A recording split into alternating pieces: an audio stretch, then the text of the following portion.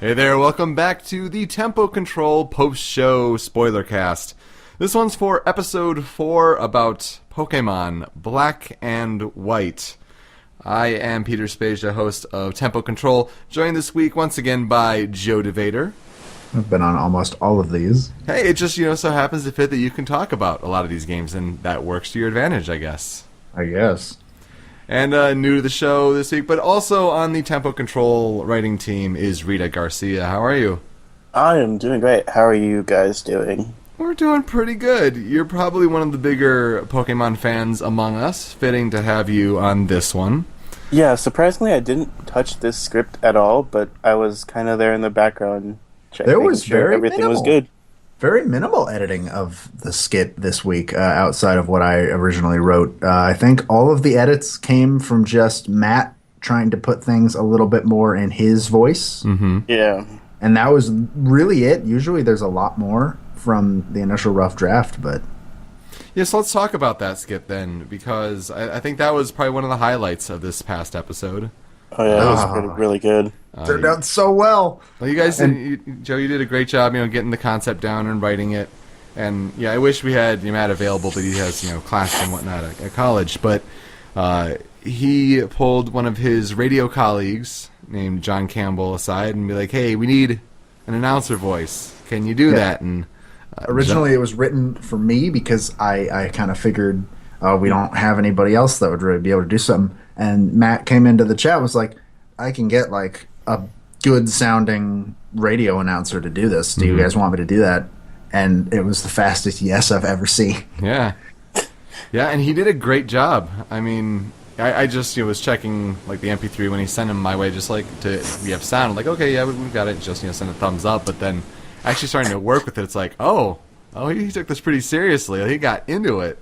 Yeah. Whether it was with the Buffalot burgers and the Darmanitan flakes, sort of spots, or that's the only joke I've seen commented on so far is the Darmanitan flakes, and Those that's not the joke. Those sound disgusting. They do, yeah. Who wants a spicy breakfast cereal? That was not the joke I expected to get a lot of traction, to be perfectly honest. I don't know which joke I did, but it surely wasn't that.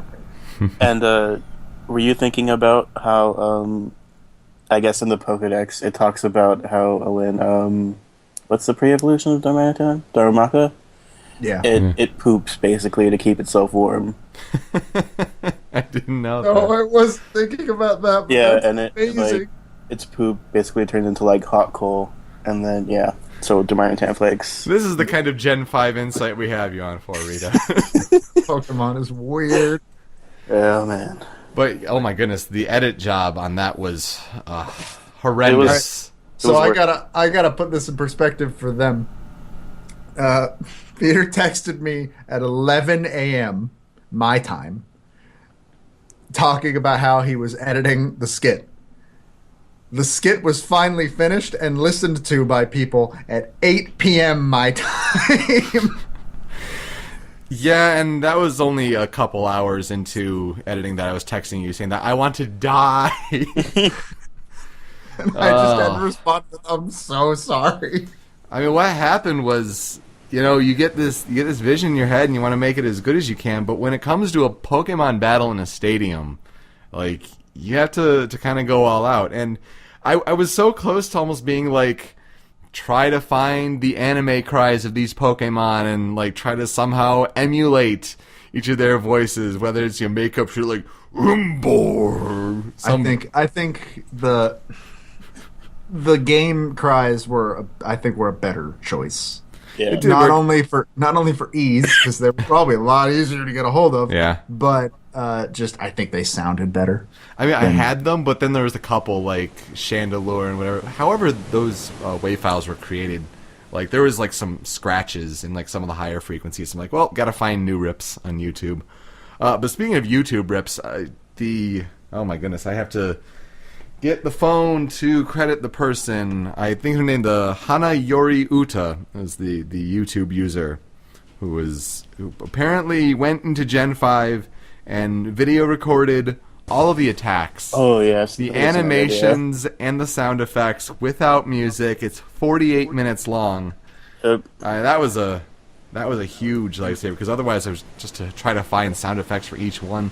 Though we were having difficulty locating the item use noise, like the startup for Quick Claw. And then just like you'd think the confusion. I was like, no one does like a sound effect rip of like status effects for Pokemon, but they do for every move in Generation 5. Like, okay. And luckily, confusion wasn't that big of a deal because I mean it's generic bird chirping. You get dizzy bird tweets, yeah. That was fine. But the item use one, I'm not surprised that nobody could find that. We looked, because eventually, I don't know how long you looked, but eventually you came into the chat and got me and Katie on it. Just like help. We couldn't find it either. Yeah, it was tough.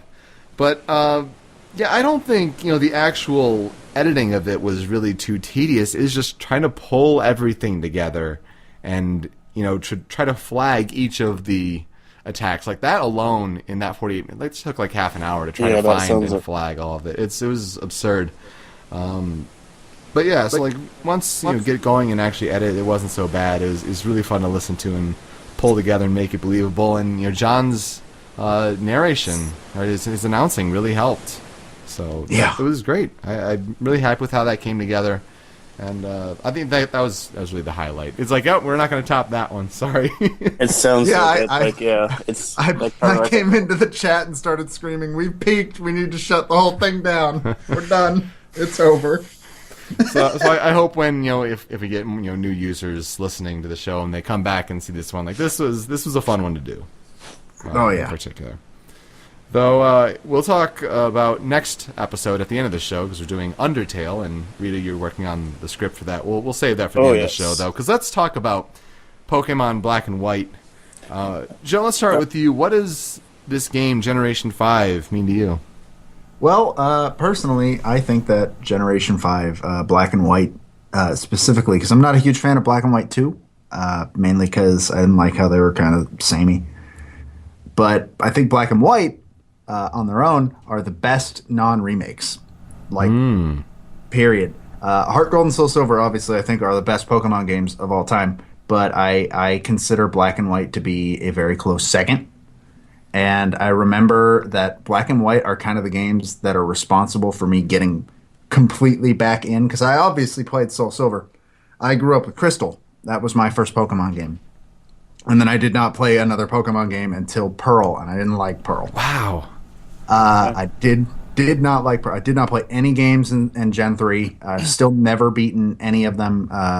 Just the remakes. I've beaten Omega Ruby. That's it.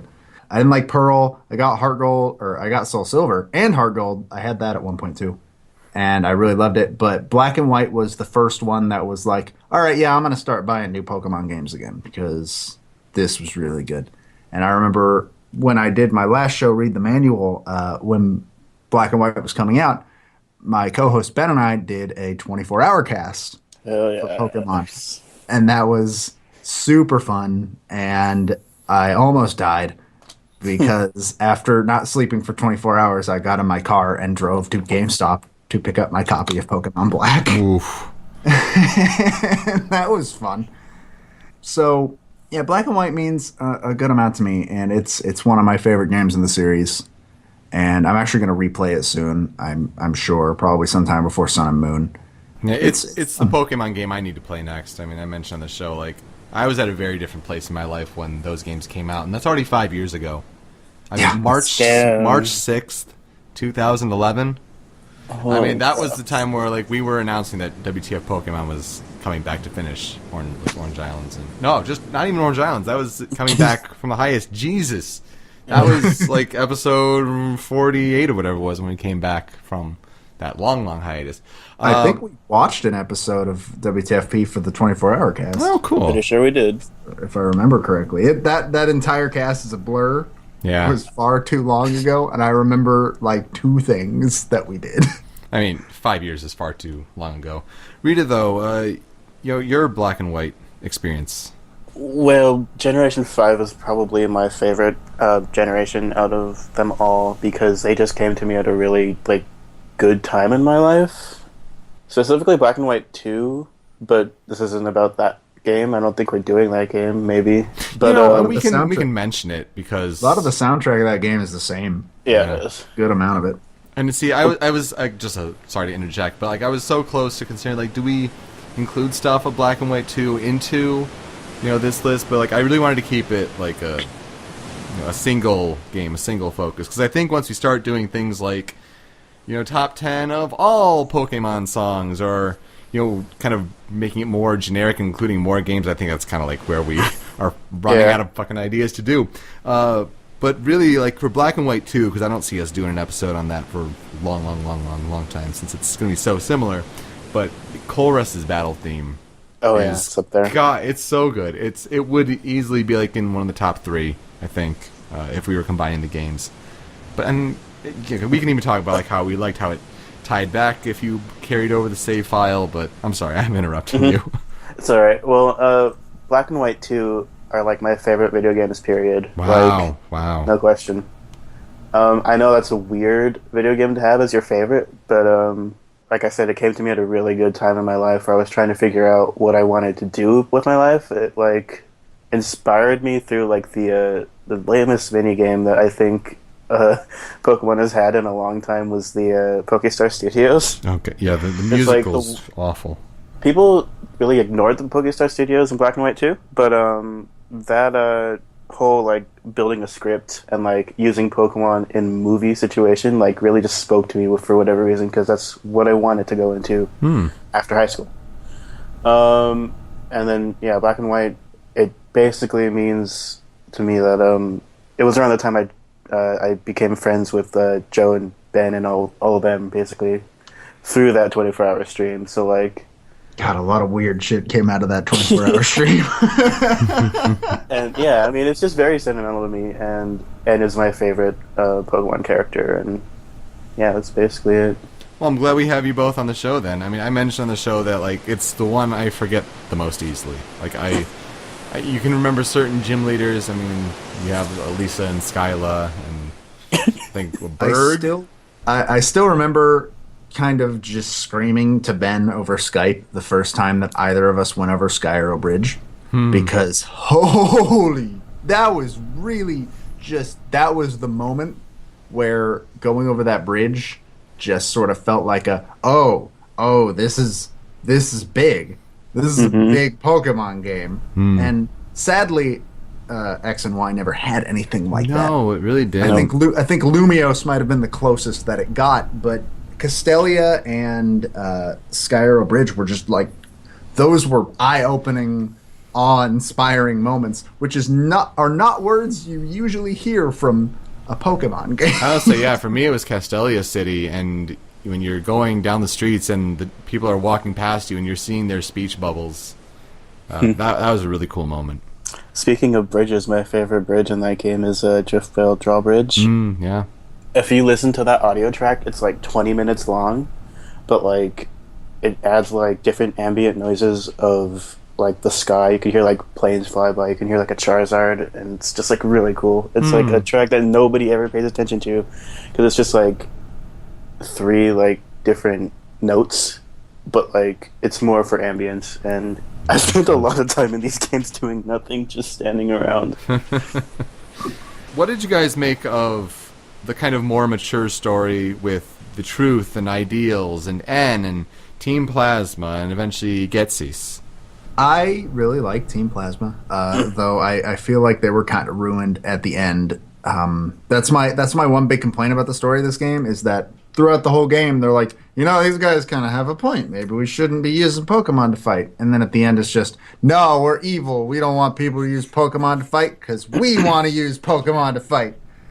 And that just sort of like, I get it. They wanted it to be like, maybe if the story was something close to, if Getsis's ideals were something close to what Lysander was supposed to be in X and Y, where instead of, I just want to make it so I'm the only one that can have Pokemon, it would be, I'm going to destroy the world and then nobody can use Pokemon.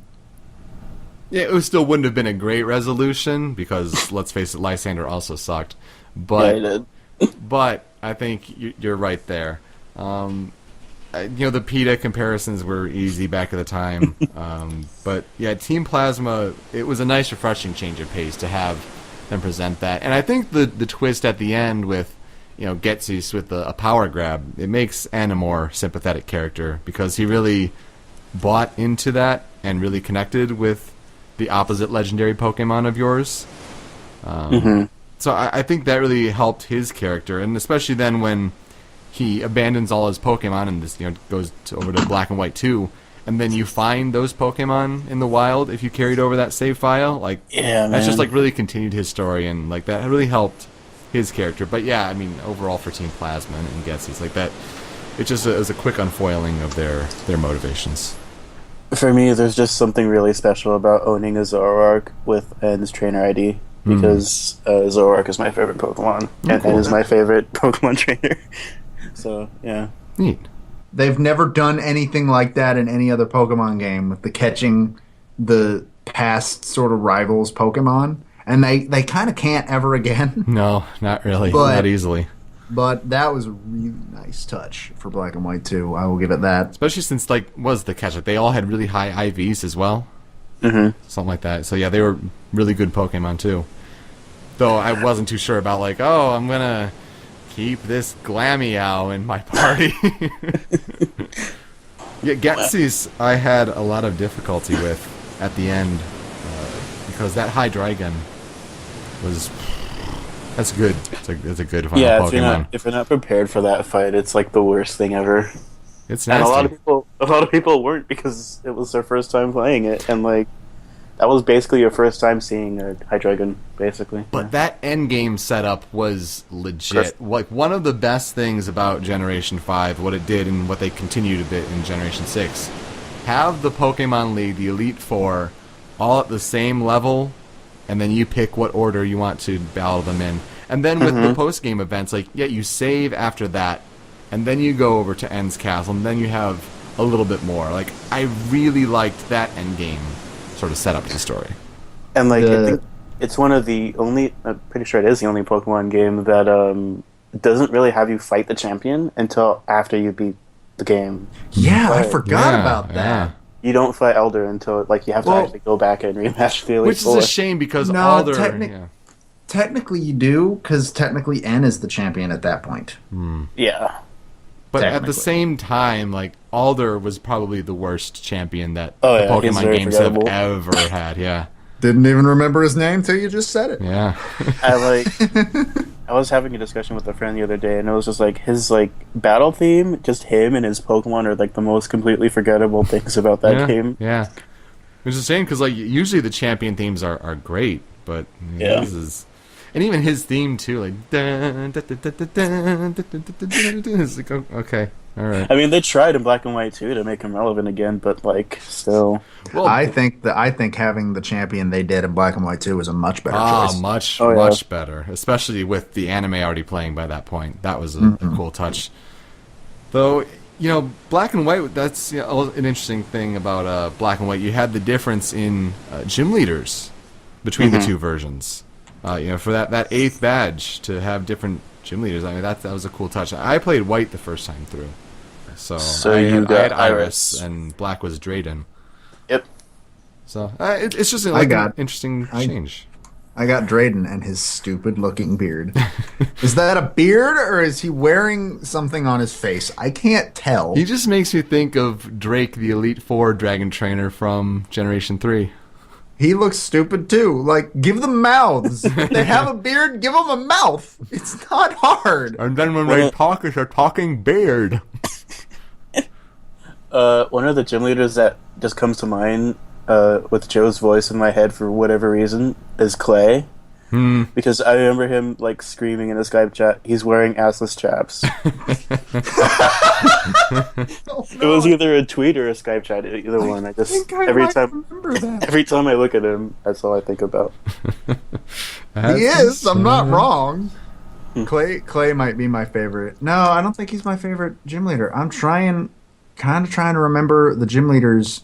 Again, it's been a very long time. Gym leaders, to interrupt, while we're talking gym leaders, the first gym leader with the 3, waiters, I guess, but it rotates with their They're monkeys based on the starter Pokemon that you picked. And then somehow one of them, it was Sealan, right? Yeah, Silent. Yeah. Yeah. He picked he got the good deal, and he got to be the new Brock. Yep. But he'll never be the new Brock. Be like, fuck you, brothers. Have you watched him in the anime? He's terrible. Yeah, he is. A Pokemon connoisseur. I saw him during the little bit when they were showing all the movies on that Twitch channel for the anniversary. I saw him in the little bit that I watched of Genesect. And yeah, no, he ain't great. Though, oh god, in X and Y, what's his name? Clement. Clement. Not much better. No. Science again! I said science again! And Ash is like so like amazed by his science. He's like, science is amazing. Science is so great. Please tell me that's an actual line of science. Oh yeah. amazing in the show. Every time Clement makes something and it fails, Ash is just like, wow, science is amazing. Let's put it this way.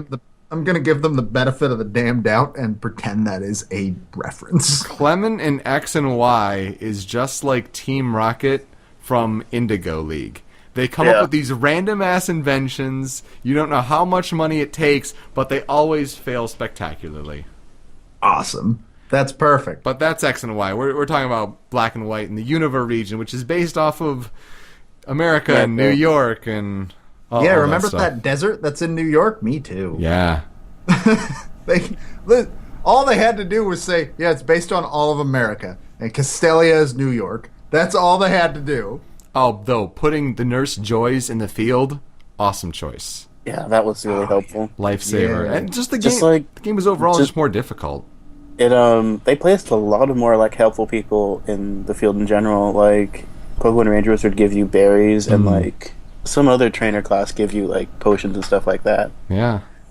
And then if you fought a nurse, she would heal your Pokemon. And like if you were in an area that had like good grinding potential, you could just like grind there for hours. It was the best. Yeah. It was so good. And then you come across the chance of the wild Pokemon that happens to be more difficult. It has the slight change in the music. You come across, Autono more often and the crazy experience yield there. I missed that. I wish they would have brought that forward into Gen 6. That was only in one place in X and Y. That was such a useful mechanic.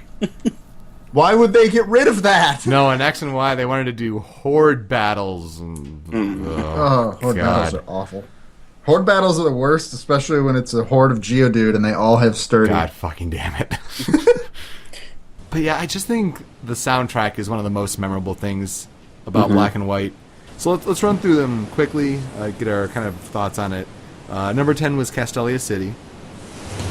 And it's a good song for that big open city sort of feeling. You're really taken in awe by the city, and I think the song complements that really well. At that point, it was the biggest city that had ever been in a Pokemon game. It's huge, and they tried to recreate the feeling in Lumiose in Gen 6, but didn't quite. The difference between Lumiose and Castelia is that I don't get lost in Castelia City. Yeah, Lumiose is fucking confusing. I don't need a taxi service to make my way around Castelia. So... Yeah, I was almost considering Nimbasa City for this list, which is a good one. This is one of the first games since, I think, Gen 2 where I recognize songs from the towns. Yeah. Because in Gen 3 and 4, I could not tell you a single damn song. Oh, see, that's like that's the opposite for me. In Gen 2, I could point out Goldenrod, I could point out Ecruteak, I could point out Celadon in Gen 1. You're telling me you can't pin out Slateport City from Gen 3? Not at all. How Oh dare my you. god. It's like a favorite Bing city. dong ding bong bing dong. I'm almost like Trump there. Bing bong bing bing bong. Bing bong bing bong bing bong. Jesus fucking Christ. Let's not bring politics in this show, though. We'll be here forever. Number 9, Victory is Right Before Your Eyes. See, now this is the song that I need to make a comment on because why didn't you keep doing this? Pokemon Company, come on, guys. So this Because they like to leave things in the past. And for anybody that doesn't know, Victory is Right Before Your Eyes plays when you're fighting a gym leader and it is their last Pokemon. And it is the coolest thing that has ever been done music-wise in any Pokemon game ever. And I do not hesitate a second to say that. And in number 2, that goes to When Your Health is Low, and they have special music for that as well. Mm-hmm. That, I actually like how they did that in Gen 6 better, where it beeps a couple of times. Once. And then you never hear it again. That's my... I mean, I like the Health is Low music better than I like the constant beeping, but I think the music was still a little too much. But Victory is Right Before Your Eyes is just something that should have stayed in the series. Especially bringing back the main theme of Pokemon. Yeah. Like, it sounds so triumphant and so cool, and especially when you're doing really well, you just feel like, oh man, I'm doing it! So... Look, man, no hands. Bring that... Look, Mon, no Pokeballs. Bring it... No Ghastlies. That joke didn't make sense. All Ghastlies. There we go. No hands. All right. I'm working on all cylinders today. Final Destination. But no, this is something I hope they bring back in Sun and Moon, and I know they won't. Thanks, guys. I just want to, like, off topic to Sun and Moon really quick. I know people are saying, like, oh, it all comes together because of that one line in the trailer that guy Fuck said. you, that's how it's going to be. It's going to be... No, I don't think it's going to... He was just, like, saying that because all these games are coming together. But, like, I don't think that means anything. No, I agree. It's not. I'm going to come to both of your houses and fight both of you. They're going to be in Hawaii. It's going to be tropical. But that's not all the regions. No, it's not. That needs to be NXMMO. La la la la la. Seriously though, how have they not brought back changing music? They need to. Changing music, they did that with seasons too. Like, even the route themes would change depending on the season. The seasons? Oh, yeah. What the fuck? See, the seasons confused me because it didn't seem to change in real time. It's every 3 months. That's what I thought it was. What I thought it was going to be was like, oh, is it winter where you live right now? Then it's winter in the game. No. If Animal Crossing can do that, so can you guys. You'd think it would be, but no. Or was it every month? I think it was every month. Yeah, it was every month. Every month it changed the season, and it started based on, it was, autumn when it began in your game, and it just changed from there. It's something like that. Number 8, Legendary Pokemon Battle. The song that changes tempo forever. Yeah, I have a distinct memory with the song. The first time you hear it in black and white, if you got it on launch day, was Victini. And I just remember, like, Victini's sprite almost looked like it was dancing to this song.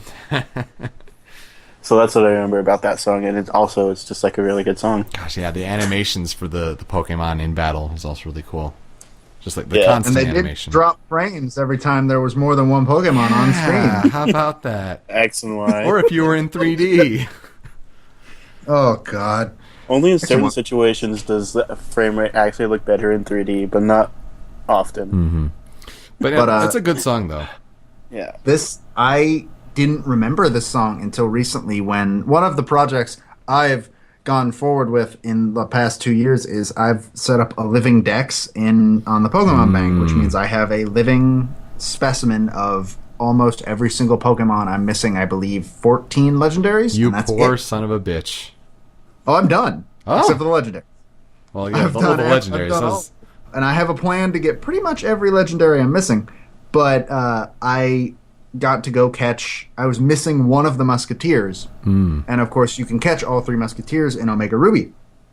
And so I went to go catch him. I don't remember which one it was. But this song played during that. This is... the changing tempo is so cool. It's pretty awesome, especially like when you're waiting for that Pokeball to shake and click. Yeah, thank goodness they're bringing back, like, Shaman and Manaphy and different GameStop or whatever events. We're gonna this get year. Arceus for the first time. Yeah. I've never been able to get Arceus for real. Pretty cool. What do you mean legit? I've never games. Or Game Shark Action Replay. I've legitimately never done that. but only because I've never had an action replay. Don't think I'm above that. The first time I did an action replay and get Arceus in the wild, whatever, that music for Arceus scared the fucking shit out of me. That is creepy, especially when you come across in a wild. Oh my god. Oh. Blah. Number 7, Route 10. Not a lot of people remember this one, I don't think. I remember. Isn't it in Smash? Yeah, it's in Smash. Because I didn't remember it until I heard the remix in Smash, which sounds like a Professor Layton song. Well, it is kind of accordion-like for the main. Melody. I can't hear any accordion piece anymore and not think of Professor Layton. It's impossible. Rest in peace, Tago-san. Oh, this is a really, really, really cool song. And I didn't remember it. I don't remember it at all. Yeah. It's supposed to be the one that you remember too, because it's like the last route in the game, and that's perfect for the last route in the game kind of song. Yeah, it is. It's a shame that didn't come back in Black and White 2, but there's an NPC you can talk to make the song play. And it is kind of cool how, because the game was supposed to be a reboot and all, they went back to like Route 1, Route 2, and all that. Just try to bring it back from scratch. Though at number 16, Plasma Battle, that's my favorite villain grunt battle song. Yeah, Team Plasma's probably my favorite villain team. I had a Team Plasma hoodie for the longest time. Oh, that's cool. Before I moved, and now I don't know where it is. Oh, no. So it's a shame. It just had the Team Plasma logo on the back, and people said I was cool sometimes. That's legit. It felt good. Just the inflection you had on people thought I was cool sometimes. I really like the Plasma Battle theme, but I, weirdly enough, prefer the Team Galactic Battle theme, which is the only time you'll ever hear me compliment Team Galactic. I don't know about that. But I really like the Plasma Battle theme, mainly for the intro, though. Yeah. The rest Rest of it's good, but the intro is phenomenal. I prefer the Black and White 2 version, but Black and White's a really good version too. Speaking of just really good versions of battle themes, at number 5, Gym Leader Battle. It's a series with a lot of good gym leader battles, though X and Y is an unusual one though, with its like the pulsing. I like it. It's different, but it's much different. Oh, how this one makes you feel though, it goes really well with the changing of the victories right before your eyes and all that. It's a really nice compliment there. Speaking of X and Y's gym leader theme, I went to Symphonic Evolution back in July, I think. Yeah, the Pokemon. And they remixed X and Y's gym leader battle, and holy crap, it's the best thing ever to hear. Interesting. In orchestra form. We'll never get to hear it because this Pokemon company's pulling stuff off YouTube. God damn it, Nappa. Okay, I'm gonna say this as an aside. Pokemon Company, the more I learn about how they handle business stuff, man, they are a shady ass business. Yo, they're not nice to their fans. The first episode I put up of this show, I had a bit from the trailer that I slowed down. It was the Japanese trailer for the new Magirna movie. I slowed it down terribly, but they still flagged it for copyright and made it banned worldwide. Sweet. So I'm very hesitant to use Pokemon B-roll when I edit this, and that was apparent when I was doing the ranking of the Pokemon generations. I don't want to get trailers of all these games. Not really. Recently, while listening to another podcast, they were talking about how a guy who used to run a Pokemon party at PAX. Oh yeah. I've heard of that. Yeah. He ran a Pokemon party at PAX, and he'd been running it for 5 years, and the Pokemon Company got a whiff of it and sued him over it. Yes. That's terrible. Number 4, Ends Castle. It's a good one that I also have used in Smash, but for the last area of the game. Though, let me say something about Ends theme that I'm sure a lot of people have said, but it's got to be out here for a Black and White spoiler cast.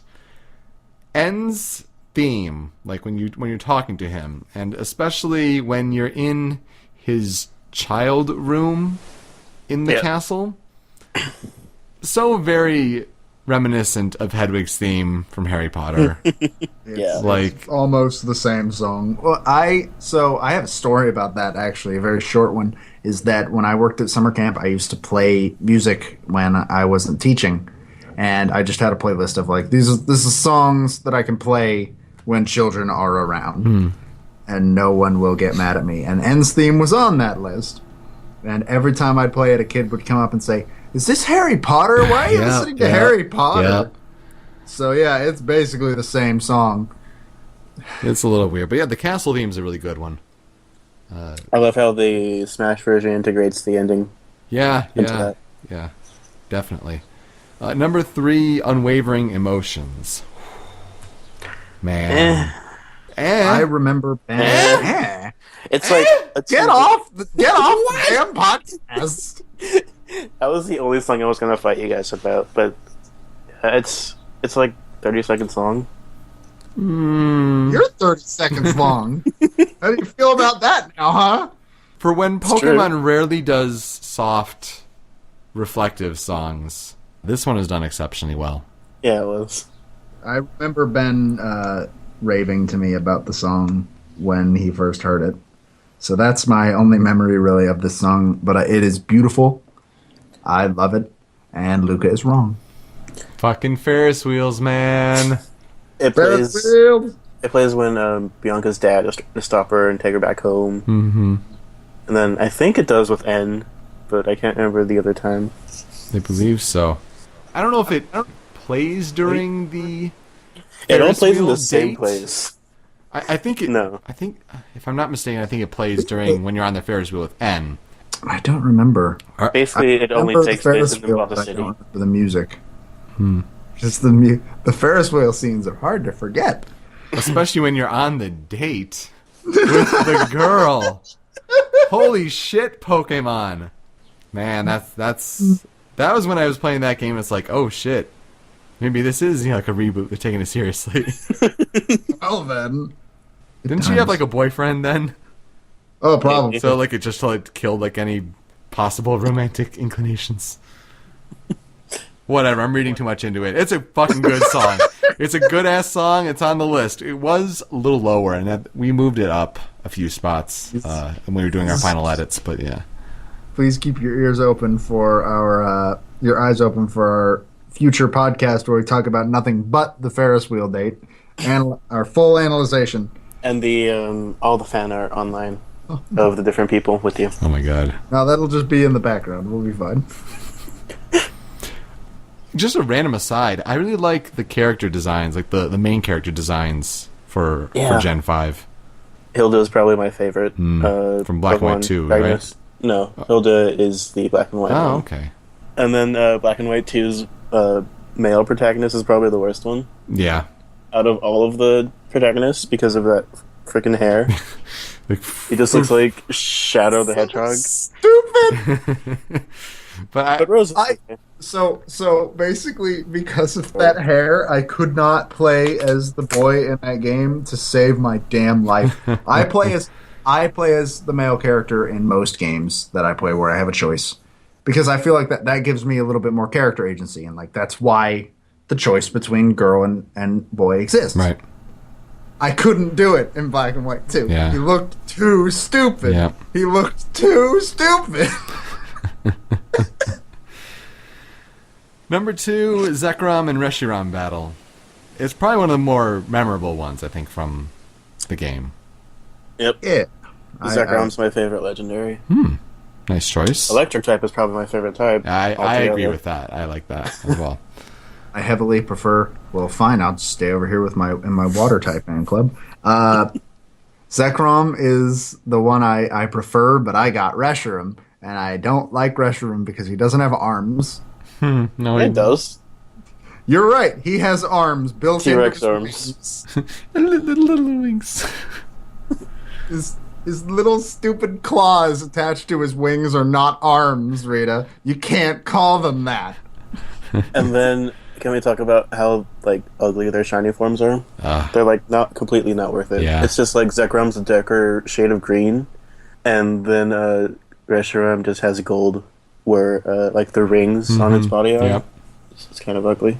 There aren't many good shinies, so In general, yeah, no. in general. And then number 1 is Ending to Each Future. Man, I was blown away the first time I heard this as an ending theme. It's really, really, really good. Yeah. I don't know how to describe why I really like it. It sort of reminds me of like the end of an action movie or like a superhero movie, and I mean that fits because the last thing it plays right when like ends riding away on his dragon, Yep. which is probably the most superhero movie ending you could possibly get. Yeah. Only if like it went to the camera and then like froze and then like the credits started to roll. Like an 80s freeze. Yeah. That'd be like the only way to make it any more superhero like. Oh, that'd be perfect. I want that now. No, I think best credit song in the series, Yeah, which definitely. is Oh, which for is saying sure. something Go for it. because I think the only other credit song that I can even think of is the Gen 2 one, and even then that one's not all that memorable. Yeah. No, I agree. I can't remember if this was in Pokemon Symphonic Evolutions, but I remember like the whole like unwavering emotions leading up to End's farewell was in that, and it like if you didn't cry during that part of the show, you don't have a soul. Yeah. Thought you didn't like unwavering emotions. Get it together. Get your facts straight. Whatever. See? Sensing a lot of lies coming from that side of the room. See, I think it just validated our choice to have that song at number 3. I'm just saying. We had, our honorable mentions. Elite Four battle, very similar in a lot of ways to some of the other ones. It's just like the pounding, driving, sort of. But it's still a good song.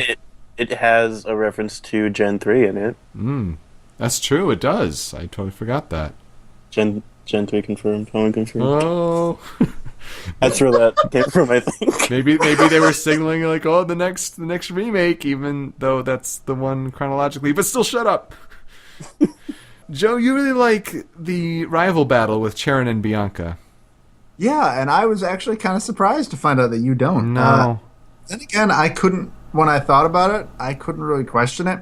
I have the same about the Omega Ruby Alpha Sapphire, more so on this. But for me, rival battle themes have always been a little weird because Gen 1, he doesn't have Separate one champion. until the end of the game. Spoilers. Those games just came out. They did. I'm sorry. They're hip and trendy again, don't you know? Gen 2's fits because the rival in that game is basically a villain for a lot of the game. That's the best rival battle theme. I'm just saying. Gen 3, I don't remember. Fuck the original Gen 3. Wally. Fuck you. Always, Wally. but this one just sort of feels like you're battling friends. It gives that attitude, sort of. And that's why I like it. It's very bouncy. It's very friendly. Sorry, I take that back. Barry's the fucking worst. Yeah, he is. Barry. Followed by Wally. And his goddamn routes. If Barry runs into me when I walk out of one more fucking door, I'm gonna strangle him. If you like, All I remember about him. if you like Gen 5's rival theme, I think you'd really like the music in Bowser's Inside Story, because if you compare the two songs together, if you compare Boss theme and Bowser's Inside Story to Pokemon's rival battle, Rival it's the same song. It sounds like Yoko Shimomura wrote it. Yeah. Absolutely does, yes. Oh boy. And then Accumula Town is like one of the only other town themes I remember from the game with the it's Which You're forgetting one of. I wanted to add. What's it called? It's that one town that's basically a bridge, and if you talk to different musicians in that town, it would add on layers to the song. Yes. Oh, what is that from? That's Isn't that Black and White? Yeah, too? it was. It was in both of them. What? No. I'm pretty sure it was in both of them. I don't God. remember that being in the first one. I remember it being a Black and White too. I know what you're talking Was it about. Striaton? No, I don't think it had a name. It was just a bridge that kind of looked like a town, but didn't have a Pokemon Center. That was totally Black and White too. I don't think it Yeah. was. Yeah, I'm pretty sure you're right.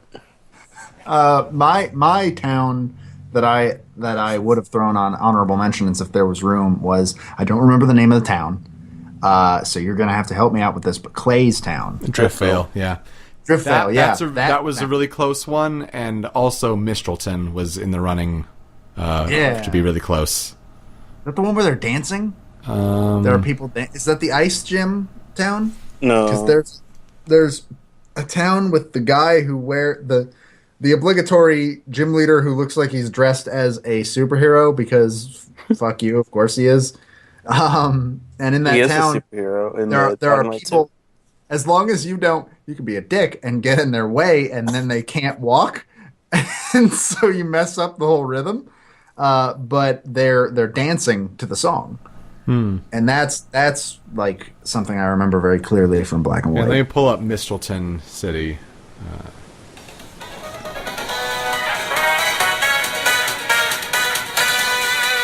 Yeah, I remember the song. It's not the one I was thinking.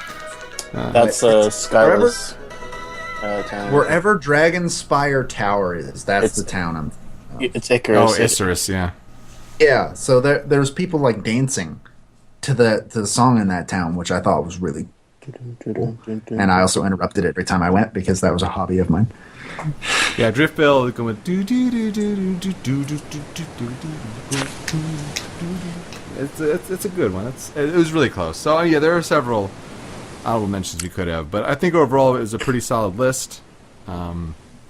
Definitely a lot of could be a lot for interpretation. Looking forward to feedback that we could get on this one. I think that's overall all we really have to cover for Black and White, though. I guess other behind the scenes things. Yeah, we already really talked about the skit. That was a fucking endeavor. But it turned out so well. Yeah. So I'm sorry, Rita. I've listened to it. I'm sorry. Next times. week, it's not going to work out. I was like, I'm on a time crunch, and we're getting this. But I think I'll say for Undertale, just some behind the scenes stuff. I think our list. I made a slight tweak. I switched like the 10 and 8 one this morning. But otherwise, I'm pretty like lockstep in with that list being like a sure thing. Yeah, I'm fine with it. It's a really good list. Yeah, but it's I don't know super. If the internet thinks that. Yeah, we'll see. But it's a super good soundtrack, so I don't think you can go wrong. The internet's never gone insane over Undertale. Come on, you're overreacting. Oh, I don't even think anybody likes Undertale. Never seen anybody talk about it. Bring on the trolls. Not a single human being. Any final Gen 5 thoughts, though? I like Mian Xiao. Make another Pokemon. Put Mian Xiao in Pokken. I thought Mian Xiao was stupid. I love Mian Xiao. I don't know why. Garbodor, fucking trash. Garbodor is trash. Hey, don't be salty now. I've legitimately used one before. Oh, man. It wasn't fun, but I used one. I just wanted to see how it worked. I would say raising a Lampent all the way up to a Chandelure, that wasn't fun, but I did it, and it was ultimately worth it. You want to hear about what's not fun? Raising a Hydreigon. Oh, God. Like, raising that thing up to a damn Hydreigon is the worst. Gen 5, alright, so this is going to come back to my Living Dex project. Whenever I got to Unova, it was the worst thing ever, because Gen 5 will always be stuck in my mind as the gen that just has... They evolve at such high levels. Yeah. All of them. Like, some of them, I'm pretty sure Hydreigon is 64! Oh, jeez, I was going to guess 55, but like that's still obscene. 64! It's insane! Gets us used in action replay.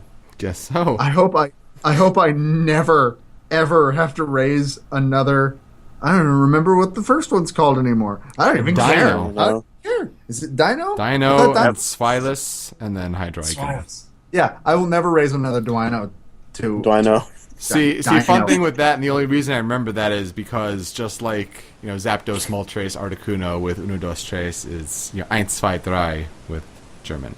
So. Oh, I didn't know that. Yeah, now you know. And on that note, thank you for joining us for this post-show spoiler cast for Tempo Control. This week it's Pokemon Black and White. Next week it'll be Undertale. Rita, I'm imagining that we're going to have you back on for that one. So hopefully, and maybe Joe too, because you had an interesting experience with Undertale. So I'm going to try and go back to it. I'm going to try. So we'll see if we have you both next week, and maybe some more people. Don't hurt yourself, though, bud.